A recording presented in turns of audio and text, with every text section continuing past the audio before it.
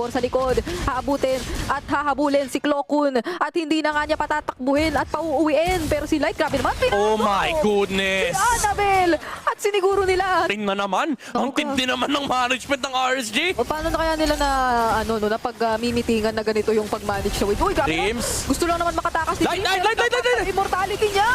Kaso nandoon na nga siya at hindi inabutan ng Netherrealm maski si Brand. 9-0. Wala na ang Netherrealm dito. Napansagot ng Evil's Holy. Nandun na rin yung last insanity na paggamit na doon. Light. Tamang poke lang din siya. Gamit yung Ghost Bursters kapag nakikita yung Evil's Holy. Pero delikado yata. Yun lang, Fluffy. Tatanggalan na Yun naman lang. ang Piraga Armor. At yun, Rorolyo papalayo. Pero nandoon na ang mga kasama niya from Evil's Holy. Dalawang Netherrealm na ikasana. Ni Bor nandun lang sa likod though. At mukhang saktong-sakto yung kanyang pagkadating sa pagkawala ng Netherrealm para pagsusuntukin ang mga miyembro ng Evil's Wala mamamatay, wala mamamatay. Piliting tumakbo. Wala mamamatay.